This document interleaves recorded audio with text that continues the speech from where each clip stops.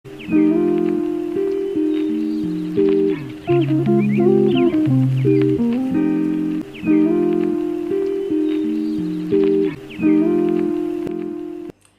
saat ini, media virtual menjadi bagian dari perkembangan teknologi informasi dan komunikasi yang merupakan produk peradaban sebagai wujud kontribusi ilmu pengetahuan di dalam membangun budaya masyarakat. Sehingga kita bertanggung jawab untuk meresponnya dengan cara membangun literasi digital untuk kepentingan norma nilai keagamaan dan kebangsaan yang kita yakini sebagai kebaikan dan kebenaran. Agama bisa menjadi spirit di dalam mendorong kehidupan berbangsa dan bernegara. Juga bisa menyerap aturan negara di dalam konteks pengaturan untuk kepentingan kemasyarakatan. Agama hadir sebagai solusi, bukan hanya sekedar simbolik norma dan berbagai keyakinan, tetapi harus menjelma sebagai energi positif untuk melakukan proses perbaikan dan juga perubahan. Harmonisasi kerangka berpikir keagamaan dalam konteks kebangsaan. Yang pertama, agama Islam sebagai tuntunan yang bersifat universal, memandang dan menempatkan manusia dalam harkat dan martabat yang sangat mulia. Oleh karena itu, Islam menjunjung tinggi nilai-nilai yang memuliakan hak-hak dasar kemanusiaan yang luhur seperti kemerdekaan, persamaan, keadilan, dan juga kedalaman.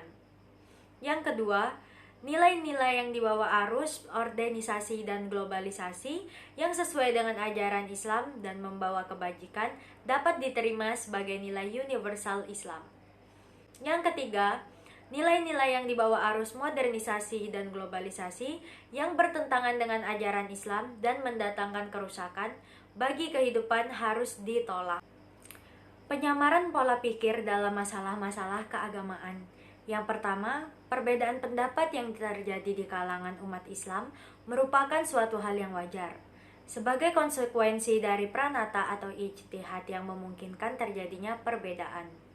Yang kedua, sikap yang merasa hanya pendapatnya lah yang paling benar, serta cenderung menyalahkan pendapat orang lain dan menolak dialog, merupakan sikap yang bertentangan dengan prinsip toleransi, dan sikap tersebut merupakan ananiyah atau egoisme, dan ashabiyah, hizbiyah, fanatisme kelompok yang berpotensi mengakibatkan saling bermusuhan, pertentangan, dan juga perpecahan.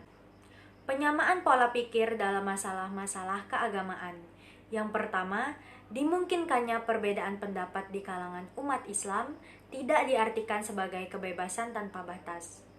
Yang kedua, perbedaan yang dapat ditoleransi adalah perbedaan yang berada di dalam majal al-ihtilaf atau wilayah perbedaan, sedangkan perbedaan yang berada di luar majal al-ihtilaf tidak dikategorikan sebagai perbedaan, melainkan sebagai penyimpangan seperti munculnya perbedaan terhadap masalah yang sudah jelas pasti. Yang ketiga, dalam menyingkapi masalah-masalah perbedaan yang masuk dalam al-ihtilaf, sebaiknya diupayakan dengan jalan mencari titik temu untuk keluar dari perbedaan dan semaksimal mungkin menemukan persamaan.